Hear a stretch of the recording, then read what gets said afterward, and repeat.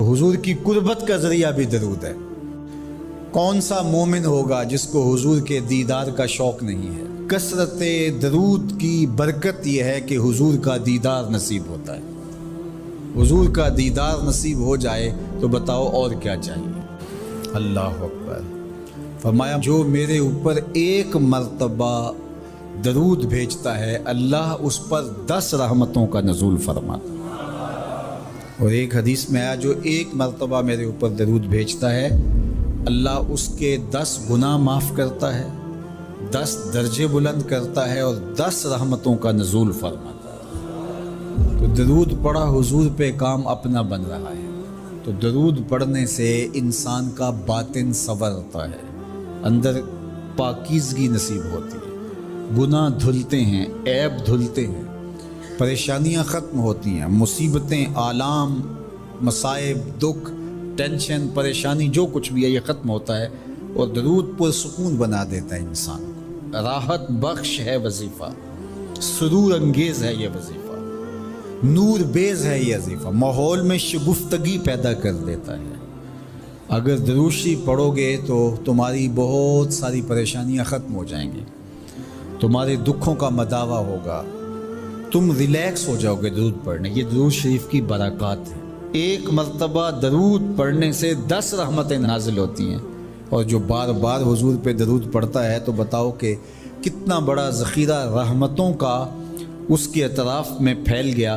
तो इसलिए कसरत के साथ दरूद पढ़ना चाहिए। हुजूर अलैहिस्सलाम ने यह भी इरशाद फरमाया कि जो मेरे ऊपर दरूद पढ़ता है मेरे ऊपर लाज़िम है कि मैं उसकी शफ़ाअत करूँगा। शिफ़ाअत रसूल के हुसूल का ज़रिया दरूद बनता है। चूँकि हमारा आसरा ही हुजूर की शफ़ाअत है। वो दामन शफ़ाअत खोलेंगे तो हम गुनाहगारों का काम बनेगा। और वो नसीब कैसे होगी हुजूर अलैहिस्सलाम की शफ़ाअत? कसरत दरूद से। ये भी इरशाद फरमाया आका करीम ने क़यामत के दिन मेरे सबसे ज़्यादा करीब वो होगा जो कसरत के साथ मेरे ऊपर दरूद पढ़ने वाला हो। अल्लाह का फरिश्तों की मजलिस में हुजूर की सना करना ये दरूद है। हुजूर की मदा फरमाना, महबूब की शानों को बयान फरमाना। ये सही बुखारी में सलात का तर्जुमा हज़रत अबूल आलिया रज़ियल्लाहु ताला अन्हो से किया गया है। तो फिर दरूद का मफ़हूम बहुत वसी है। हुजूर की मदह व तौसीफ़, हुजूर के हुस्न का बयान, हुजूर के ख़साइल का उन्वान, आका करीम के शमाइल का तज़करा, हुजूर अलैहिस्सलाम के फ़ज़ाइल की बातें, हुजूर की अज़मतों का उन्वान, ये सब कुछ दरूद के ज़ुमरे में आता है। और फिर साथ सीगा भी दरूद का हो और उसमें शानें भी हुजूर की हों, जिस तरह दरूद ताज में है। तो उसमें हुजूर पर दरूद भी भेजा गया और साथ हुजूर की अज़मतों को भी बयान किया गया। तो ये एक ख़ूबसूरत गुलदस्ता बन गया।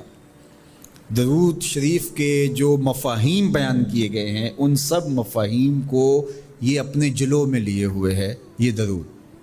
तो कसरत के साथ हुजूर अलैहिस्सलाम पर दरूद पढ़ने की तलकीन फरमाई गई। हज़रत उबई बिन काब रज़ियल्लाहु ताला अन्हु फरमाते हैं कि आका करीम ने तरग़ीब दी दरूद शरीफ पढ़ने की, बाकी उमूर और इबादत, ज़िक्र, फ़िक्र। तो मैंने अर्ज़ की, इरशाद फरमाए कि मैं आप पर किस मिक़दार में दरूद पढ़ूँ, कितना वक्त, कितना दरूद पढ़ूँ। तो आका करीम ने फरमाया माशेता, जितना तुम चाहो। फरमाते हैं मैंने कहा मैं चौथा हिस्सा दरूद पढ़ूँगा, बाकी 3 हिस्से दीगर इबादत और दीगर वज़ाइफ अज़कार बजा लाऊँगा। फरमाया जिस तरह तुम चाहो, जो तुम्हारी मर्ज़ी, लेकिन अगर दरूद की मिक़दार को बढ़ा दो तो तुम्हारे लिए बेहतर होगा।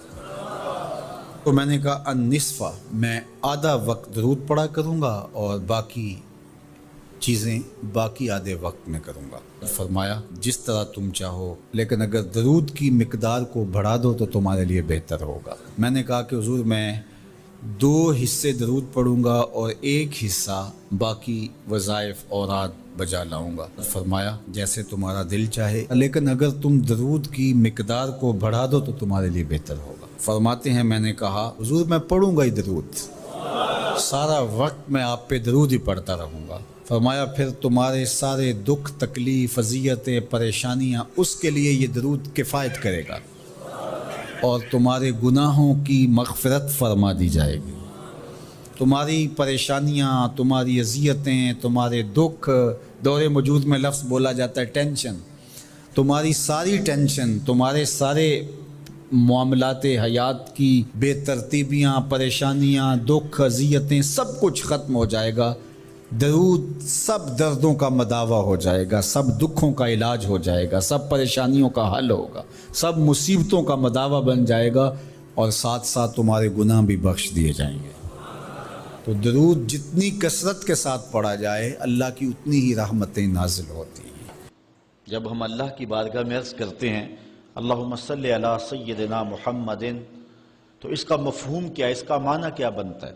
تو فرماتے ہیں فمعناہ، اس کا معنی یہ ہے عظمہ فی الدنیا، اے اللہ دنیا کے اندر محبوب کی عظمت کو اور بلند کر دے۔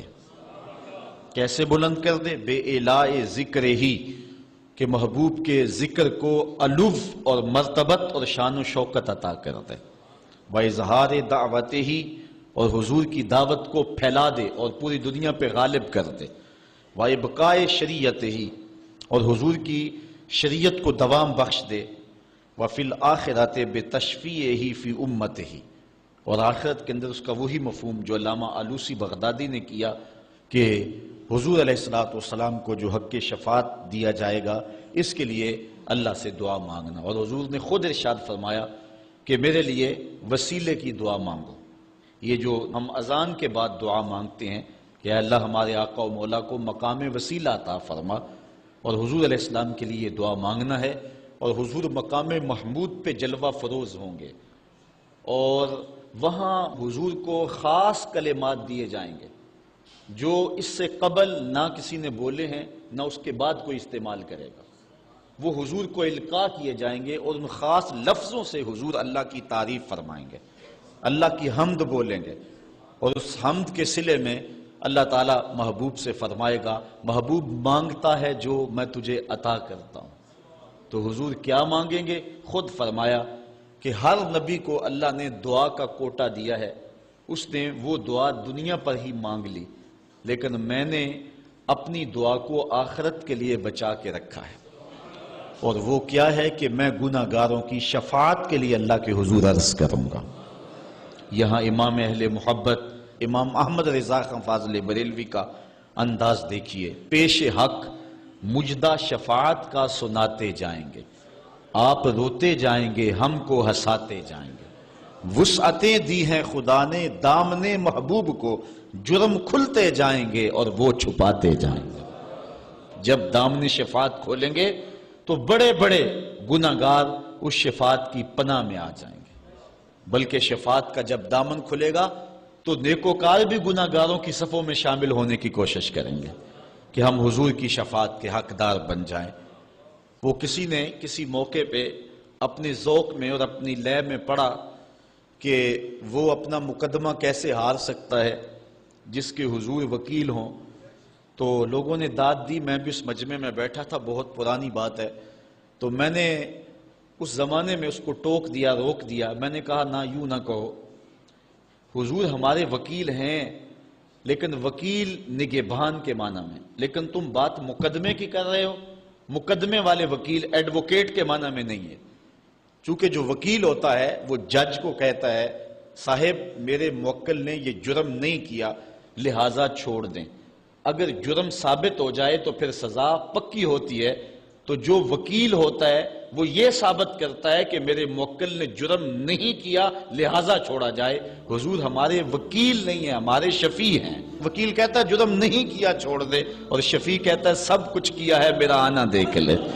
حضور وکالت نہیں فرمائیں گے، حضور شفاعت فرمائیں گے، اور حضور کی شفاعت سے بڑے بڑے گناہ گاروں کو نجات ملے گی۔ شفاعتی لأہل الکبائر من امتی، حضور فرماتے ہیں کہ میں امت کے بڑے بڑے گناہ گاروں کی سفارش کروں گا۔ تو یہ حضور علیہ السلام کو حق دیا جائے گا آخرت کے میدان میں، اور آقا کریم علیہ السلام سجدے میں سر رکھیں گے۔ بخاری شریف میں حدیث شفاعت اٹھائیں، ایک بار نہیں 4 بار سر رکھیں گے، اور ہر بار رب کہے گا کہ مالک سر انور تو اٹھاؤ، جو کہو وہ مان لیں گے، جس کی سفارش کرو گے وہ قبول کر لیں گے، اور پھر حضور سفارش کرتے چلے جائیں گے اور امت کو بخشواتے چلے جائیں گے۔ فرمایا اوتیت الشفاعہ، مجھے شفاعت دی گئی، اور ہر نبی کو ایک دعوی مستجابہ، قبول ہونے والی دعا زندگی میں عطا کی گئی، دعا کا خصوصی کوٹا دیا گیا، ہر نبی نے وہ دعا کا حق دنیا پہ استعمال کر لیا، لیکن فرمایا کہ غلاموں میں نے وہ دعا تمہارے لیے بچا کے رکھی ہوئی ہے۔ یہاں فاقے کاٹ لے، تکلیفیں کاٹ لی، دکھ برداشت کر لیے، اذیتیں، تکلیفیں، کیا کچھ نہیں تھا جو حضور علیہ السلام نے برداشت نہیں کیا، لیکن وہ شفاعت کے لیے حضور قیامت کے دن بازو رحمت کھولیں گے تو پھر گناہگاروں کی نجات کی ضمانت ہوگی۔ تو حضرت علامہ ابن منظور افریقی علیہ رحمہ فرماتے ہیں کہ یہ مفہوم ہے صلاۃ کا۔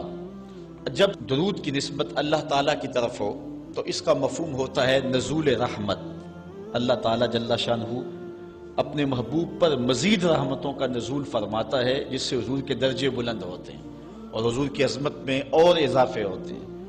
اور جب فرشتوں کی طرف نسبت کی جائے تو فرشتوں کی طرف نسبت بھی دعا کے معنی میں ہے، اور جب ہم اللہ کی بارگاہ میں یہ دعا مانگتے ہیں کہ اے اللہ اس پیارے محبوب علیہ السلام پر رحمت نازل فرما، تو یہ اللہ کی بارگاہ میں گزارش ہوتی ہے۔ اسی لیے علماء نے کہا کہ درود ایک ایسا وظیفہ ہے جو کسی صورت میں رد نہیں ہوتا، چونکہ ہم یہ کہتے ہیں اے اللہ اپنے پیارے نبی پر رحمت نازل فرما، وہ تو پہلے ہی فرما رہا ہے، تو ہم کہیں یا اللہ اپنے نبی پہ رحمت نازل فرما، تو کیا اللہ فرمائے گا کہ میں نہیں فرماتا؟ اس لیے یہ ہو ہی نہیں سکتا۔ علماء کہتے ہیں کہ جو درود ہے وہ بہر صورت قبول ہوتا ہے۔ اس لیے حضرت عمر رضی اللہ تعالیٰ عنہ فرماتے ہیں کہ دعا کو درود کے ساتھ جوڑ لو، درود تو قبول ہونا ہی ہونا ہے، تمہاری دعا بھی قبول ہو جائے گی، چونکہ اللہ تعالیٰ جل شانہ کی یہ شان نہیں ہے کہ بعض کو قبول کر لے اور بعض کو ترک کر دے۔ ہماری فقہ کا بھی مسئلہ ہے، اگر آپ نے کسی سے سودا لیا ہے، اس میں کوئی ردی چیز آ گئی ہے اور کچھ صحیح آ گئی ہے، اب یہ نہیں آپ کر سکتے کہ جو صحیح ہے وہ رکھ لیں اور ردی واپس کر دیں، یا تو وہ صحیح کے ساتھ ردی بھی قبول کرنا پڑے گی، اور یا پھر جو ہے وہ صحیح بھی واپس کرنا پڑے گی۔ یہ نہیں ہوگا کہ مرضی کی رکھ لی اور مرضی کی واپس کر لی، یا سارا سودا قبول کرنا پڑے گا یا سارا سودا واپس کرنا پڑے گا۔ تو اللہ تعالیٰ جل شانہ کے حضور جب درود کے ساتھ دعا مانگی جائے تو پھر اللہ تعالیٰ جل شانہ اس دعا کو چھانٹ کے الگ نہیں کرتا کہ میں نے یہ نہیں قبول کرنی، درود کے ساتھ جو مانگی ہوئی دعا ہے اللہ وہ بھی مستجاب فرما لیتا ہے، وہ بھی قبول فرما لیتا ہے۔ درود پاک وہ بابرکت عمل ہے کہ جو اہل ایمان کو تعلیم دیا گیا۔ علماء نے لکھا کہ زندگی میں ایک مرتبہ درود شریف پڑھنا فرض ہے، اور جب حضور علیہ السلام کا نام لیا جائے اس وقت درود پڑھنا واجب ہے۔ اس کے علاوہ بھی وجوب کے اور بہت سارے مقامات علماء نے بیان کیے، اور نمایاں 40 مقامات علماء نے بیان کیے جہاں درود شریف پڑھنا مستحب ہے، لیکن بعض مقامات پہ درود شریف پڑھنا مکروہ بھی ہے، جس طرح باتھ روم اور اس قبیل کے اور مقامات اور جگہ اور جو ہے وہ احوال ایسے ہیں جہاں درود شریف نہیں پڑھا جائے گا۔ باقی درود شریف وہ بابرکت وظیفہ ہے، وہ مقبول بارگاہ عمل ہے کہ جس کو جتنی بار مرضی پڑھو، ایک تو طبیعت میں اکتاہٹ نہیں ہوتی، انسان تھکتا نہیں، اور دوسرا اس عمل کی برکتیں اتنی ہیں، اس کا ثواب اتنا ہے کہ حضور نبی رحمت صلی اللہ علیہ وسلم کا فرمان حضرت ابو ہریرہ رضی اللہ تعالی عنہ سے سماعت کر لیجئے کہ حضور علیہ السلام نے ارشاد فرمایا من صلی علیہ صلاۃ واحدۃ صلی اللہ علیہ عشرا، جو میرے اوپر ایک مرتبہ درود پڑھتا ہے اللہ تعالیٰ اس پہ 10 رحمتوں کا نزول فرماتا ہے۔ یہ اس بابرکت وظیفے کا نتیجہ ہے جو بندہ مومن کو نصیب کر دیا جاتا ہے۔ دوسری روایت حضرت انس بن مالک رضی اللہ تعالی عنہ سے مروی ہے ان النبی صلی اللہ علیہ وسلم قال من ذکرت عنده فلیصلی علی ومن صلی علی مرۃ صلی اللہ علیہ بها عشرا۔ حضور نے فرمایا کہ جس شخص کے سامنے میرا ذکر کیا جائے اس کو میرے پہ درود پڑھنا چاہیے، اس لیے کہ جس نے میرے اوپر ایک مرتبہ درود پڑھا اللہ تعالیٰ اس پہ 10 رحمتیں نازل فرماتا ہے۔ علماء نے ایک بڑی خوبصورت بات لکھی، وہ کہتے ہیں کہ اصل درود پڑھ کر کے اپنے لیے رحمتیں طلب کرنا ہوتا ہے رب سے، کیونکہ مصطفیٰ کریم علیہ السلام ہمارے درود کے محتاج بندہ کہ میں درود پڑھ رہا ہوں، جب ہم نہیں تھے اس وقت بھی مصطفیٰ پہ درود پڑھا جا رہا تھا، جب کائنات کو خلط وجود بھی نہیں دیا گیا تھا مصطفیٰ پہ درود اس وقت بھی پڑھا جا رہا تھا۔ تو یہ ہم اپنی سعادت مندی حاصل کرتے ہیں۔ اس کی مثال یہ ہے کہ جو مانگنے والے ہیں وہ 2 طرح کے ہوتے ہیں۔ سورۃ الفاتحہ کی تفسیر میں میں نے مختصر بات آپ کے سامنے اس عنوان سے رکھی تھی۔ ایک وہ ہیں کہ جو ڈائریکٹ دروازے کو دستک دے کے صاحب خانہ سے مانگتے ہیں، صاحب خانہ اپنی توفیق کے مطابق اس کو دے نہ دے اس کی مرضی۔ اور مانگنے والوں کا ایک اور طریقہ ہوتا ہے کہ وہ مانگتے نہیں، کسی شخص کے دروازے پہ کھڑے ہو کے اس کو دعائیں دینے لگتے ہیں، تیرے بچوں کی خیر، تیرے والدین کی خیر، جہاں دادے پر دادے سے شروع ہوتے ہیں اور نیچے نسل تک آتے ہیں۔ تو وہ جب دعائیں مانگ رہے ہوتے ہیں تیرے خاندان کی، تیری جد کی خیر، تو گھر والا سمجھتا ہے جو ہمیں دعائیں دے رہا ہے اصل خود خالی جھولی لے کر آیا ہے، یہ کچھ مانگنا چاہتا ہے۔ تو کوئی شخص اللہ کی بارگاہ سے مانگنا چاہے، اللہ تو اولاد سے پاک ہے، تو اس کے محبوب کی خیر مانگو، اللہ تعالیٰ ایک بار خیر مانگو گے 10 رحمتیں جھولی میں ڈال دے گا۔ تو یہ مانگنے کا ایک مہذب طریقہ ہے جو اہل ایمان مانگتے ہیں۔ اس لیے اگر سارے وظیفے چھوڑ کے صرف درود پڑھا جائے تو یہ کیسا عمل ہے۔ حضرت ابی بن کعب رضی اللہ تعالیٰ عنہ سے مروی روایت ابھی آ رہی ہے، آپ دیکھیں گے کہ یہ کتنا بابرکت وظیفہ ہے جس کی تعلیم حضور ارشاد فرما رہے ہیں۔ حضور علیہ السلام کا ایک اور فرمان سنیے جس کو امام طبرانی نے اپنی موجم میں روایت کیا ہے۔ حضور نے ارشاد فرمایا من صلی علیہ صلاۃ واحدۃ صلی اللہ علیہ عشرا، جو میرے اوپر ایک مرتبہ درود پڑھتا ہے رب تعالیٰ اس پر 10 رحمتیں نازل کرتا ہے۔ ومن صلی علیہ عشرا صلی اللہ علیہ مئۃ، اور جو میرے اوپر 10 مرتبہ درود پڑھتا ہے اللہ تعالیٰ اس پہ 100 رحمتیں نازل فرماتا ہے۔ ومن صلی علیہ مئۃ کتب اللہ بین عینیہ براۃ من النفاق وبراۃ من النار، اور جو شخص میرے اوپر 100 مرتبہ درود پڑھتا ہے اس کی 2 آنکھوں کے درمیان لکھ دیا جاتا ہے یہ بندہ منافق بھی نہیں ہے دوزخی بھی نہیں ہے، یہ نہ منافق ہے اور نہ دوزخی ہے، نفاق سے اور دوزخ سے بری لکھ دیا جاتا ہے۔ وَأَسْكَنَهُ اللَّهُ يَوْمَ الْقِيَامَةِ مَعَ الشُّهَدَاءِ، اور اللہ تعالیٰ جل شانہ قیامت کے دن جس مرتبے پر شہداء کو ٹھہرائے گا اسی مقام پہ درود پڑھنے والوں کو ٹھہرائے گا۔ یہ ثواب ہے اس شخص کے لیے کہ جو حضور پر کثرت کے ساتھ درود پڑھتا ہے۔ حضرت عبد الرحمن بن عوف رضی اللہ تعالی عنہ سے ایک روایت سنیے، فرماتے ہیں یہ عشرہ مبشرہ سے ہیں، جلیل القدر صحابی ہیں، اور صحابہ میں سب سے زیادہ امیر صحابی بھی یہی ہے۔ 1,44,000 صحابہ میں سب سے امیر ترین صحابی حضرت عبد الرحمن ابن عوف رضی اللہ تعالی عنہ ہے۔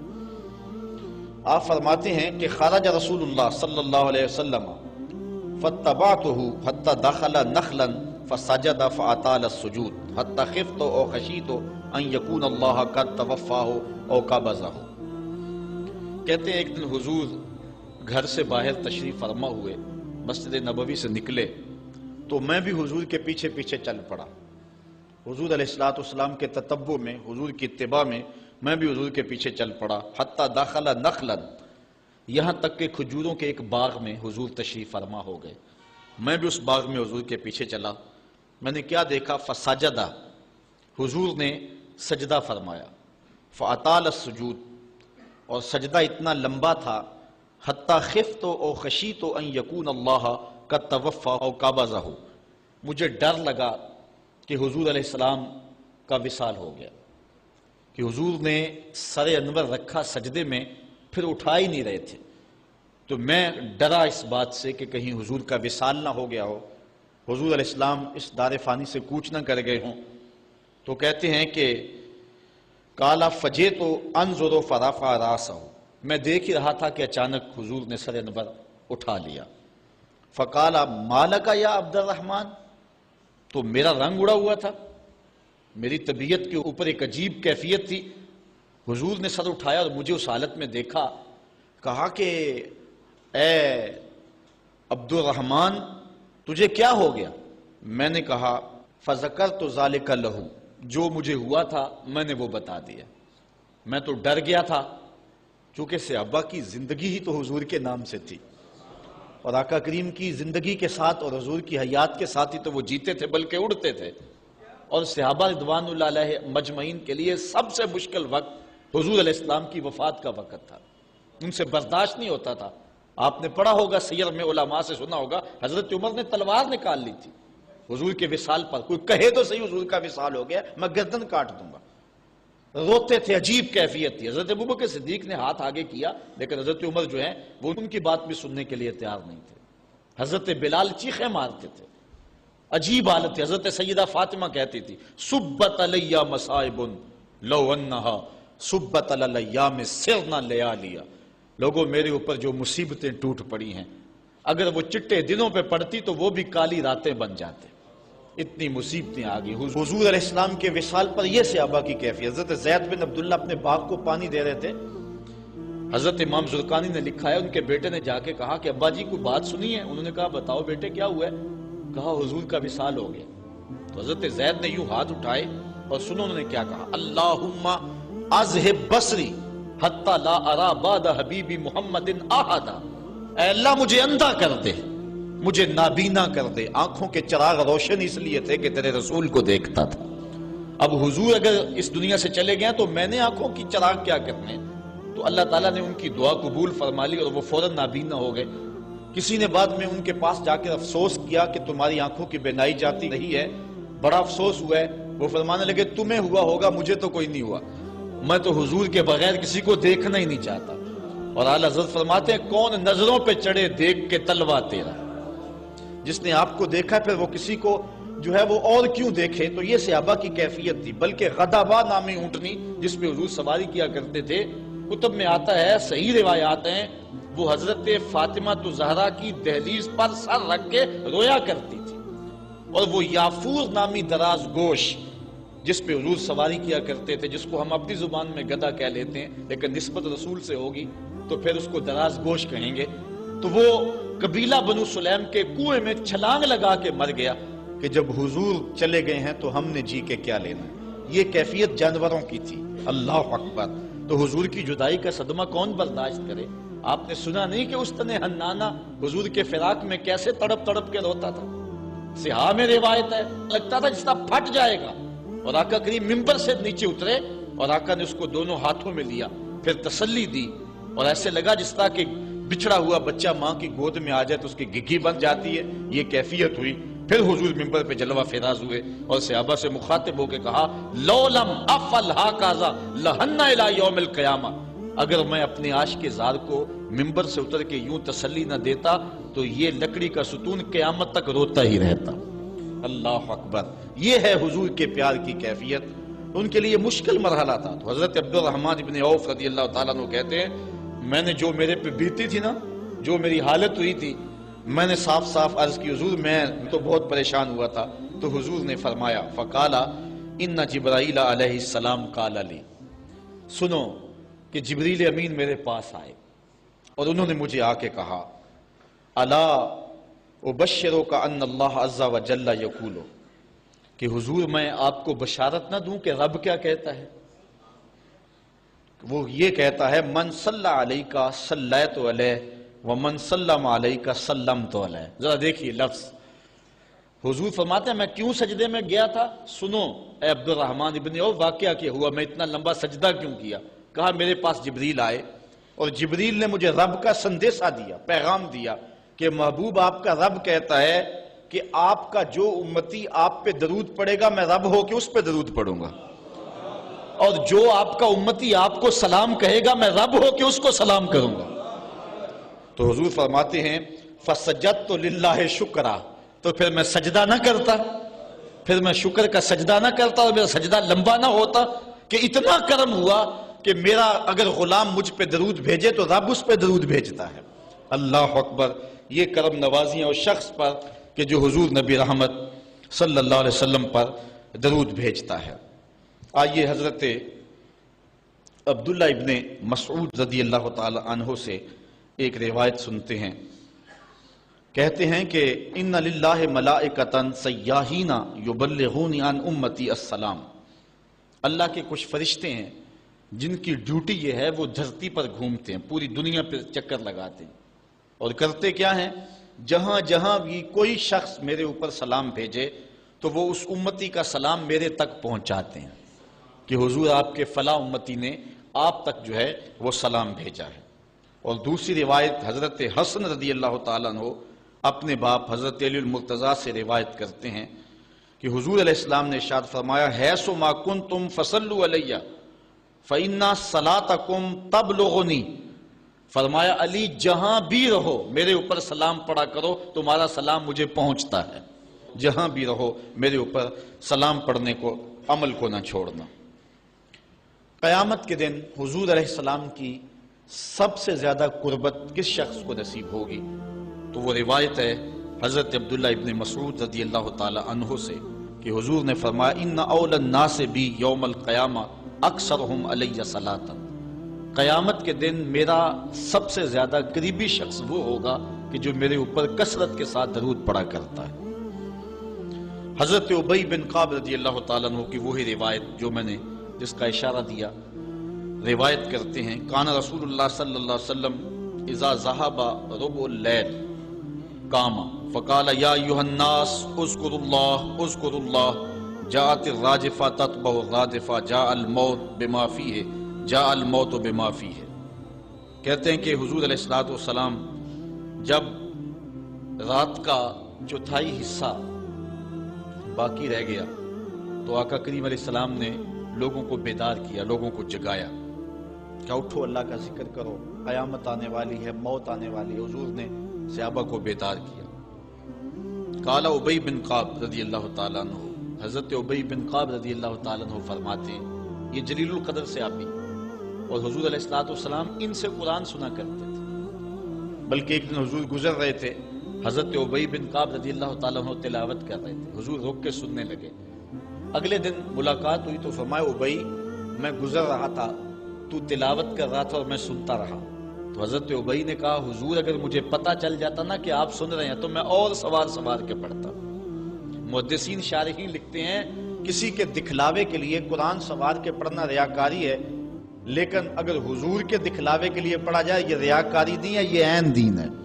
تو حضرت ابی بن کعب رضی اللہ تعالی عنہ کہتے ہیں کہ میں نے حضور کی خدمت میں عرض کی فقلت، تو میں نے عرض کی یا رسول اللہ صلی اللہ علیہ وسلم میں آپ پر بہت زیادہ درود شریف پڑھتا ہوں، فَكَمْ أَجْعَلُ لَكَ مِنْ صَلَاتِي، تو مجھے بتا دیں کہ میں آپ پہ کتنا وقت درود پڑھا کروں۔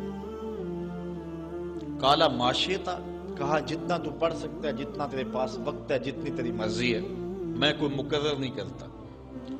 قَالَ قُلْتُ، تو میں نے کہا الربع، میں چوتھا حصہ درود پڑھا کروں گا، باقی 3 حصے باقی وظیفے کر لیا کروں گا۔ قَالَ مَا شِئْتَ، حضور نے فرمایا تیری مرضی، وَإِن زِدْتَ فَهُوَ خَيْرٌ لَكَ، لیکن اگر درود زیادہ پڑھے نا تو تیرے لیے ہوگا بہتر۔ ویسے تو اگر چوتھا حصہ پڑھے باقی 3 حصے باقی وظیفے پڑھ لے، لیکن اگر ایسا کرے تو تیرے لیے بہتر ہوگا، زیادہ اگر پڑھ لے۔ قَالَ کہتے ہیں فَقُلْتُ، تو میں نے کہا فَثُلْثَيْن، میں 2/3 پڑھ لیا کروں گا۔ قَالَ مَا شِئْتَ، فرمایا جس طرح تیری مرضی، فَإِن زِدْتَ فَهُوَ خَيْرٌ لَكَ، لیکن اگر تو درود کو زیادہ کر لے تو یہ تیرے لیے بہتر ہوگا۔ قُلْتُ النِّصْف، میں نے عرض کی حضور میں آدھا وقت درود پڑھ لیا کروں گا، باقی آدھا وقت دیگر وظائف پڑھ لیا کروں گا۔ قُلْتُ، جب میں نے یہ بات کہی تو حضور نے فرمایا مَا شِئْتَ، جو تیری مرضی، جو تیرے دل میں آئے، وَإِن زِدْتَ فَهُوَ خَيْرٌ لَكَ، لیکن اگر تو درود کو اور زیادہ کر دے تو تیرے لیے ہے بہتر۔ کہتے ہیں کہ میں نے عرض کی اجعل لک صلاتی کلھا، حضور پھر میں سارا وقت درود ہی پڑھ لیا کروں گا، میں سارا وقت درود ہی پڑھ لیا کروں گا۔ تو آقا کریم نے فرمایا پھر تجھے دنیا کی تکلیفیں بھی نہیں پہنچیں گی اور آخرت میں بھی تجھے نجات مل جائے گی، کیونکہ انسان وظیفہ 2 مقاصد کے لیے کرتا ہے، میری دنیا کے معاملات ٹھیک ہو جائیں، کچھ وظائف اس لیے پڑھتا ہے، یا پھر میری آخرت ٹھیک ہو جائے اس لیے وظائف پڑھتا ہے۔ دو ہی غرضیں ہوتی ہیں وظائف پڑھنے سے، لیکن حضور نے فرمایا اگر تو سارا وقت درود پڑھتا رہے تو پھر تیری دنیا بھی ٹھیک ہو جائے گی، تیری آخرت بھی ٹھیک ہو جائے گی، تیرے سارے معاملے ٹھیک ہو جائیں گے۔ اللہ اکبر۔ اور حضور علیہ السلام کا یہ ایک اور فرمان سنیے جس کو حضرت انس رضی اللہ تعالیٰ عنہ روایت کرتے ہیں۔ حضور علیہ السلام نے ارشاد فرمایا من صلی علیہ فی یوم الف مرہ لم یمت حتی یرا مقعدہ من الجنہ، جو ایک دن میں 1000 مرتبہ میرے اوپر درود پڑے وہ اتنی دیر تک مرے گا نہیں جب تک جنت میں اپنا ٹھکانہ نہیں دیکھ لیتا۔ یہ اللہ تعالیٰ اس کو خاص نور نصیب فرمائے گا۔ اور آئیے سنیے حضور علیہ السلام کیا ارشاد فرما رہے ہیں۔ حضرت ابو درداء رضی اللہ تعالی عنہ سے روایت ہے، امام ابن ماجہ نے اپنی سند سے اس کو روایت کیا ہے۔ قال قال رسول اللہ صلی اللہ علیہ وسلم اکثروا علی من الصلاۃ کل یوم الجمعہ فانہ مشہود تشہدہ الملائکہ۔ حضور نے فرمایا کہ ہر جمعے کے دن میرے اوپر کثرت کے ساتھ درود پڑھا کرو، چونکہ یہ یوم مشہود ہے، اس دن فرشتے حاضر ہوتے ہیں، تو جمعے کے دن کثرت کے ساتھ باقی دنوں کی نسبت میرے اوپر درود پڑھا کرو۔ تو وَإِنَّ أَحَدًا لَن يُصَلِّيَ عَلَيَّ إِلَّا أُرِدَتْ عَلَيَّ صَلَاتُهُ حَتَّى يَفْرُغَ مِنْهَا، اس لیے کہ تم میں سے جو کوئی میرے اوپر درود پڑھتا ہے جب تک فارغ نہیں ہو جاتا اس کا درود جو ہے وہ میرے اوپر پہنچا دیا جاتا ہے۔ قالا، تو حضرت ابو درداء کہتے ہیں قل، تو میں نے کہا وَبَعْدَ الْمَوْتِ، حضور جب آپ اس دنیا سے چلے جائیں تو کیا اس کے بعد بھی یہ وظیفہ اور یہ عمل جاری رکھیں؟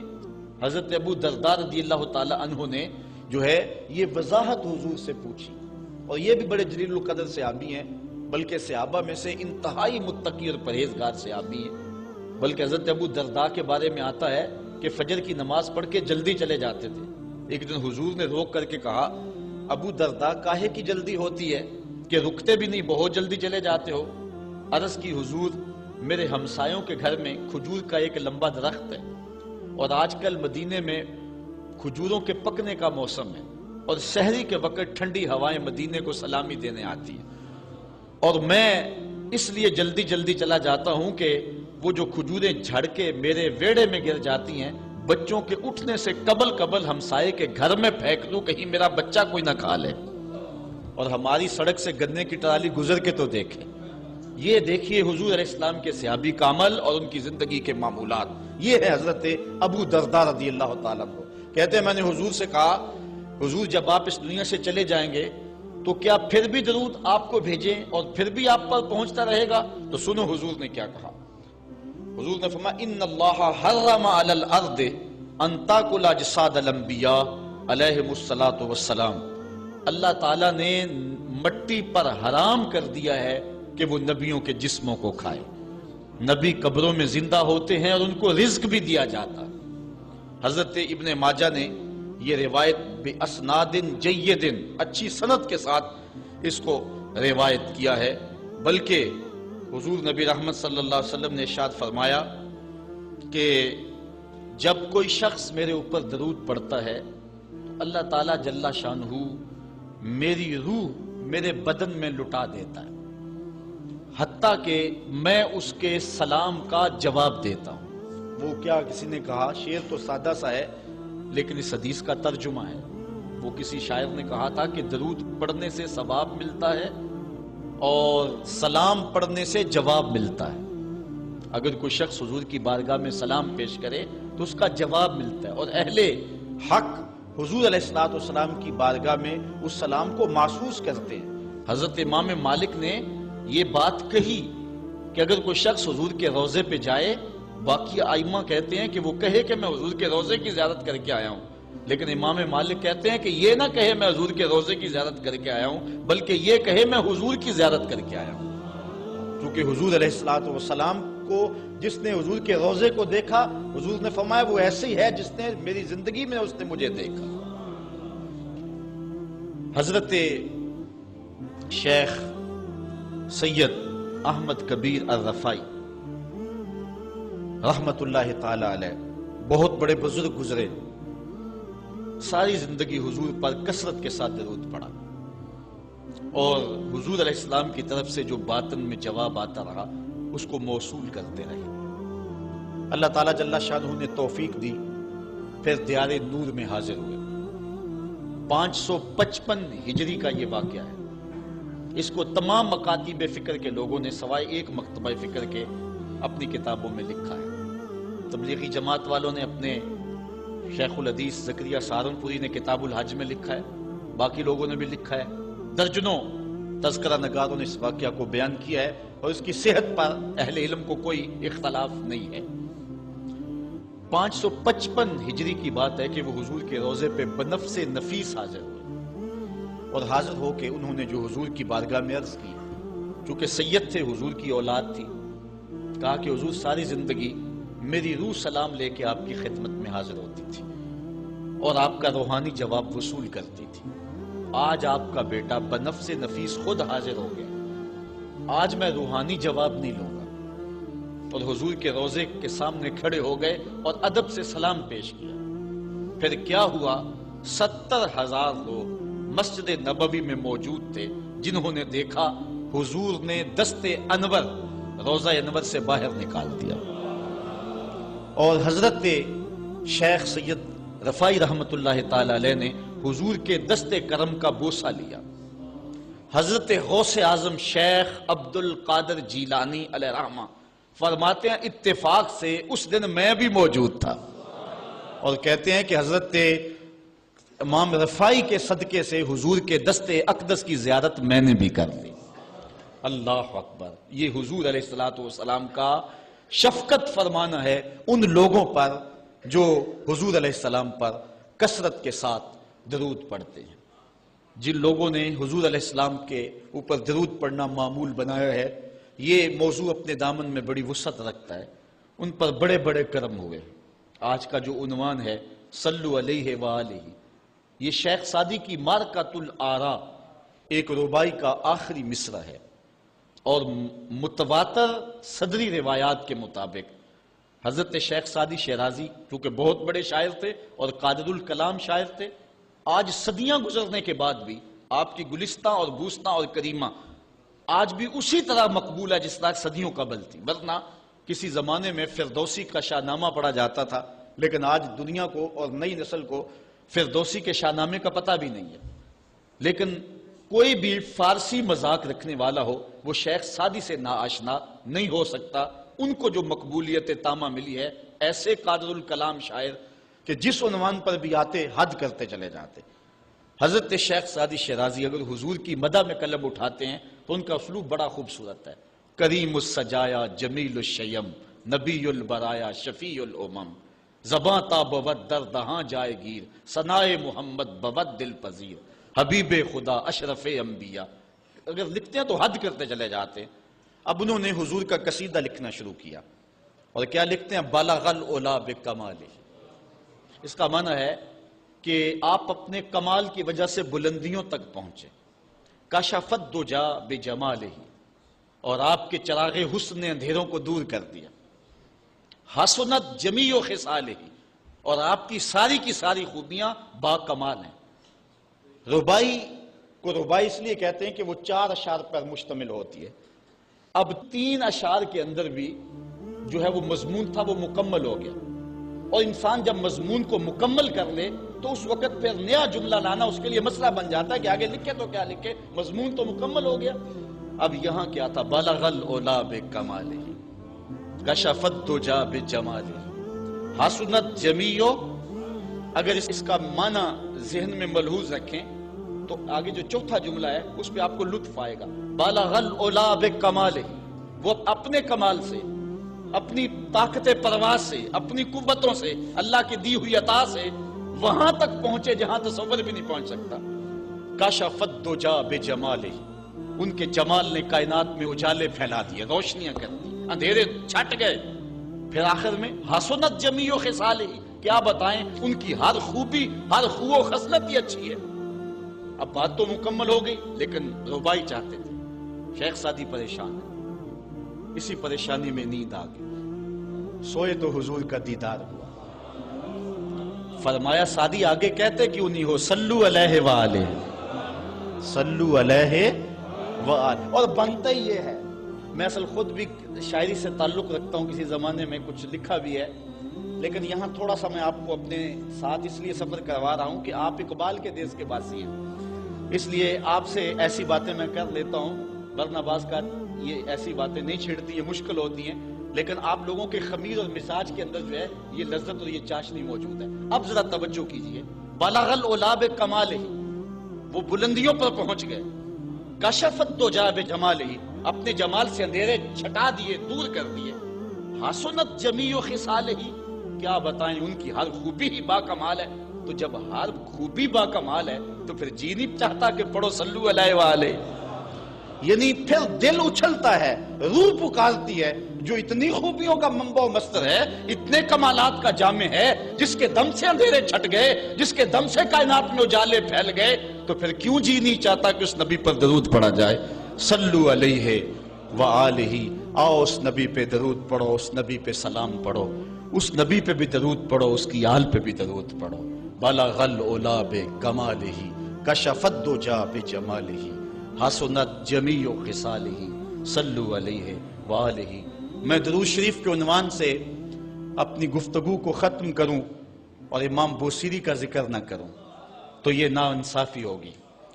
حضرت امام بوصیری فالج زدہ ہیں، ساری زندگی بادشاہوں کے قصیدے لکھے ہیں، ساری زندگی بادشاہوں کی کہانیاں بیان کی ہیں، ان سے اعزازات پائے ہیں، تکریمات پائی ہیں، لیکن عمر کا آخری حصہ آیا، جسم فالج زدہ ہو گیا، سارے چھوڑ گئے۔ تنہائی، بیماری اور غربت، یہ تین چیزیں اگر اکٹھی ہو جائیں تو ان کو کاٹنا بڑی قیامت ہوتی ہے۔ تنہائی، غربت اور بیماری، یہ تینوں اکٹھی آ گئی حضرت امام بوصیری پہ۔ صحت مند کے سارے گاہک ہوتے ہیں، بیمار پڑ گئے تو کوئی پوچھتا ہی نہیں ہے۔ ایک دن خیال آیا، ساری زندگی شہنشاہوں کے قصیدے لکھے، آج اس کا قصیدہ نہ لکھوں جو کائنات کا دولہ ہے۔ اللہ اکبر، قلم پکڑا، پھر حضور کا قصیدہ لکھا۔ یہ قصیدہ بردہ شریف مکمل کیا، رات ہوئی، حضرت امام بوصیری سوئے، آقا کریم علیہ السلام تشریف لائے، اور یہ بات ذہن میں رکھیں، حضور نے ارشاد فرمایا، من رآنی فی المنام فقد رآنی فإن الشیطان لا یتمثل بی۔ یہ ابن ماجہ میں 6 طرق سے روایت مروی ہے، ویسے بخاری دیگر کتابوں میں بھی ہے، لیکن ابن ماجہ حجم کے اعتبار سے چھوٹی کتاب ہے، اس میں بھی 6 مرتبہ یہ روایت ہے، باقیوں میں تو بہت مرتبہ یہ روایت آئی ہے۔ ابن ماجہ میں 6 طرق سے یہ روایت ہے۔ حضور نے فرمایا، جس نے مجھے خواب میں دیکھا اس نے مجھے ہی دیکھا۔ شیطان خواب میں آ کر بھی میری مثل ہونے کا دعویٰ نہیں کر سکتا۔ اچھا، دوسری بات، جس نے حضور کو دیکھا اس نے حضور کو دیکھا، اور جس نے حضور کو دیکھا حضور اس کے خواب میں قصد، ارادے اور مرضی سے آئے۔ میں کسی کے خواب میں جاؤں، آپ کسی کے خواب میں آئیں، نہ آپ کو پتا ہوتا ہے نہ مجھے پتا ہوتا، مجلس سجی ہے، میں گفتگو کر رہا ہوں، اٹھ کے آپ چلے جائیں گے، جا کے سو جائیں، میں خواب میں دوبارہ گفتگو کرتا ہوا پایا جاؤں، مجھے آپ اٹھ کے فون کرے جناب آج خواب میں آئے تھے، تو مجھے تو نہیں پتا ہوگا، یا آپ کو میں دیکھ لوں دوبارہ تو آپ کو علم نہیں ہوگا، لیکن حضور جس کے خواب میں جائیں قصد، ارادے اور مرضی سے جاتے ہیں۔ تیسری بات، خواب میں کسی کو کچھ کوئی دے تو وہ محض خواب ہوتا ہے۔ لاٹری نکل آئی، کروڑ پتی بن گیا، صبح اٹھیں گے تو کروڑ پتی ہوں گے یا کنگال ہوں گے؟ وہ کیا کسی نے کہا تھا 100 بار میرے ہاتھوں میں تیرا دامن آیا، جب آنکھ کھلی تو اپنا ہی گریباں تھا۔ کچھ نہیں ہوتا، خواب خواب ہوتا ہے، لیکن حضور کو اگر کوئی خواب میں دیکھے اور حضور کچھ عنایت کریں تو وہ محض خواب نہیں ہوتا۔ حضرت شاہ ولی اللہ محدث دہلوی فرماتے ہیں، میرے والد شاہ عبد الرحیم نے خواب میں انہوں نے حضور کو دیکھا تو آقا کریم علیہ السلام نے اپنے 2 منہ مبارک ان کو عطا کی۔ کہتے ہیں جب اٹھے تو دیکھا کہ منہ مبارک نہیں تھے، تو پھر ان کی کیفیت وہی ہو گئی اور پھر حضور خواب میں ملے، فرمایا کہ ہم نے تیرے سرہانے کے نیچے رکھ دیے۔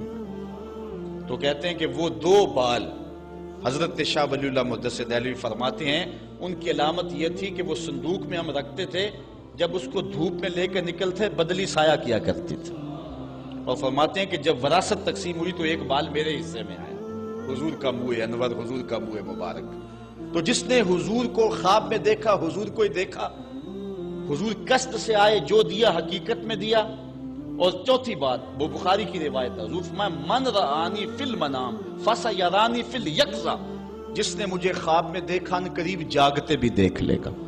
شارحین لکھتے ہیں ساری زندگی نہ دیکھ سکا، جب روح نکل رہی ہوگی رخ محبوب سامنے ہوگا، اور اگر اس وقت حضور کا دیدار ہو جائے تو اور چاہیے بھی کیا، سوکھا نکلے سا ظہوری جے ویخ لواں مکھ تیرا، اگر اس وقت حضور کا دیدار ہو جائے تو اور کیا چاہیے۔ تو حضرت امام بوصیری کہتے ہیں کہ میں سویا مقدر جاگا، حضور تشریف لائے۔ فرمایا بوصیری جو قصیدہ لکھا ہے وہ سناؤ تو صحیح۔ تو انہوں نے وہ مشہور قصیدہ مولا یصلی وسلم دائماً ابدا، وہ قصیدہ حضور کی خدمت میں پیش کیا۔ تو آقا کریم علیہ السلام نے اپنا دست شفا ان کے بدن پہ پھیرا، اور حضور نے اپنی چادر اتار کر کے حضرت امام بوصیری کو دے دی۔ بردہ عربی میں کہتے ہیں جو ہے وہ چادر کو، اسی لیے اس قصیدے کو قصیدہ بردہ کہتے ہیں، وہ قصیدہ جس کی جزا میں چادر عنایت ہوئی تھی۔ حضرت امام بوصیری جب اٹھے تو بالکل ٹھیک تھے، چادر اوڑی اور مسجد میں نماز پڑھنے کے لیے جا رہے ہیں۔ راستے میں ایک درویش کھڑا تھا، کہا بوصیری رات والا قصیدہ تو سناؤ جو تم نے لکھا ہے۔ حضرت بوصیری کہتے ہیں میں نے لکھا تھا اور کسی کو پتہ نہیں تھا۔ میں نے کہا کون سا قصیدہ؟ کہنے لگے بھولے نہ بنو، جو حضور کو سنایا تھا۔ کہنے لگے کہ میں نے کہا کہ تجھے کیسے پتہ ہے؟ کہا بتاؤں یہ چادر کون سی ہے؟ اللہ اکبر۔ تو امام بوصیری رحمت اللہ تعالی علیہ نے حضور علیہ السلام پر یہ درود لکھا مولا یصلی وسلم دائماً ابدا، اور یہ جزا پائی۔ حضرت سید محمد بن سلیمان رحمت اللہ تعالی علیہ ایک بزرگ گزرے ہیں، یہ 708 ہجری میں پیدا ہوئے تھے۔ کہتے ہیں کہ میں ایک دن کسی بستی سے گزر رہا تھا اور وہاں ایک کنواں تھا، اس کا پانی تھوڑا سا نیچے تھا، اور میرے پاس کوئی چیز نہیں تھی جس سے میں ڈول ڈال کر کے وہ پانی نکال سکوں۔ میں متحیر کھڑا تھا، ساتھ ہی ایک شکستہ سا کچا سا مکان تھا، اس مکان کے اوپر ایک چھوٹی عمر کی لڑکی کھڑی تھی۔ مجھے کہنے لگی کہ آپ پریشان ہیں؟ میں نے کہا ہاں بیٹے، مجھے پریشانی یہ ہے کہ میں نے وضو کرنا اور نماز پڑھنی ہے اور وقت جا رہا ہے اور یہ پانی بہت نیچے ہے، اگر تم کچھ میری مدد کر سکتی ہو تو ضرور کرو۔ وہ چھت سے نیچے آئی اور اس نے آ کے اپنا لعاب اس کنویں میں پھینکا۔ حضرت شیخ سید محمد بن سلیمان فرماتے ہیں کہ میں نے دیکھا کہ یکا یک کنویں کا پانی اچھل کے کناروں تک آ گیا اور بہنے لگا۔ میں نے جلدی سے وضو کیا اور پھر میں نے اس لڑکی کو کہا میں تجھے اللہ کا واسطہ دیتا ہوں، تو مجھے بتا کہ تیرے پاس ہے کیا کہ تیرے لب کے ڈالنے سے یہ پانی اچھل کے اوپر آ گیا۔ تو اس لڑکی نے مجھے کہا کہ یہ جو مرتبہ مجھے ملا ہے بکثرت الصلاۃ علی من کان اذا مشى فی البر تعلقت الوحوش باذیالہ، یہ مرتبہ میں اس پر درود پڑھ کے حاصل کیا ہے جب وہ جنگل سے گزرتے تھے تو جو جانور تھے قدموں سے لپٹ جاتے تھے، میں ان پر درود پڑھنے کی برکت سے جو ہے وہ یہ مرتبہ حاصل کیا ہے۔ تو حضرت سید محمد بن سلیمان کہتے ہیں کہ پھر میں نے ارادہ کر لیا کہ میں ساری زندگی حضور علیہ السلام پر درود پڑھتے ہوئے اور درود لکھتے ہوئے گزاروں گا۔ پھر انہوں نے مشہور زمانہ کتاب جس کو اہل علم اور اہل تصوف دلائل الخیرات کے نام سے جانتے ہیں، جس کی متعدد شروحات میں لکھی گئی، وہ کتاب انہوں نے تصنیف کی۔ اور اس کتاب کی خصوصیت یہ ہے کہ جو شخص اس کتاب کو باقاعدگی کے ساتھ پڑھے اس کو حضور کا دیدار نصیب ہوتا ہے۔ اور اس کتاب کو پڑھنے والے، میں نے ایک روایت میں پڑھا ہے کہ جو شخص حضور علیہ السلام پر کثرت سے درود پڑھے، اللہ تعالیٰ اس درود کی برکت سے اسے تو نوازتا ہے، اس کی اولاد کو اور اس کی اولاد کی اولاد کو، یعنی اس کی نسلوں کو بھی سنوار دیتا ہے۔ تو حضرت سید محمد بن سلیمان نے یہ کتاب لکھ کر کے درود کی زمانے پر احسان کیا، اور آج تک بالخصوص علماء روم کا عمل اس کے اوپر جو ہے وہ کثرت کے ساتھ ہے۔ لیکن یہاں بھی جو ہے وہ ہمارے بر صغیر پاک و ہند میں بھی دلائل الخیرات پر لوگوں کے بہت زیادہ عمل ہے۔ میرے والد گرامی اللہ ان کی قبر پہ کروڑوں رحمت نازل فرمائے، انہوں نے 37 سال تک بلا ناغہ دلائل الخیرات کا وظیفہ کیا ہے، اور یہ جو کچھ بھی ہے وہ کیا کسی نے کہا تھا میں جو کچھ بھی ہوں ان کی توجہ کا روپ ہوں، میری زندگی تیرے پیار کا انعام ہی تو ہے۔ تو یہ سارا فیضان یہ درود شریف کا فیضان ہے جو دروس قرآن کی صورت میں آپ دیکھ رہے ہیں۔ حضرت سید محمد بن سلیمان رحمت اللہ تعالی علیہ کا پھر انتقال ہو گیا اور سوس نامی ایک بستی کے اندر ان کو دفن کر دیا گیا۔ پھر اس کے بعد 77 سال کے بعد ان کو وہاں سے مراکش منتقل کیا گیا، اور آپ کو جب دفن کیا گیا، اور یہ بات اخبار مشہورہ میں سے ہے کہ آپ کی قبر کی مٹی سے درود کی برکت کی وجہ سے کستوری جیسی خوشبو آیا کرتی تھی، اور جب اتنے طویل عرصے کے بعد ان کو قبر سے نکالا گیا تو جب وہ فوت ہوئے تھے تو انہوں نے تھوڑی دیر پہلے حجامت بنائی تھی، اور جب لحد سے ان کو نکالا گیا 77 برس بعد تو ایسے لگتا تھا کہ جس طرح ابھی خط کروایا ہے، اور لوگوں نے ان کے جسم کو انگلی لگا کر کے دیکھا تو جس طرح ایک زندہ شخص کے جسم کو انگلی لگائیں تو خون ہٹ جاتا ہے اور جگہ زرد ہو جاتی ہے، تو ایسے ہی لوگوں نے پایا کہ جگہ زرد ہو گئی، پھر انگلی اٹھائی تو جو ہے وہ پھر وہاں دوبارہ سرخی آنے لگی۔ تو اس شخص نے بتایا کہ یہ دیکھو کیا ہے، تو پھر جو بھی زیارت کرنے آتا وہ انگلی لگا کے دیکھتا اور اس طرح دباتا آپ کی جلد کو، اور وہ زرد ہو جاتی اور پھر دوبارہ خون آتا، تو پھر ان کی زیارت بند کر دی گئی، اور وہاں سوس سے اٹھا کر کے ان کو مراکش کے اندر دفن کیا گیا۔ جو شخص حضور علیہ السلام پہ درود پڑھے تو اس کو حیات جاوداں مل جاتی ہے، اور صاحب درود نبی کا کمال اور مرتبہ کیا ہوگا۔ تو فرمایا ان اللہ وملائکتہ یصلون علی النبی یا ایھا الذین آمنوا صلوا علیہ وسلموا تسلیما۔ آؤ ہم حضور کی بارگاہ میں پورے ادب سے ہدیہ درود پیش کریں۔ الصلاۃ والسلام علیکہ یا رسول اللہ۔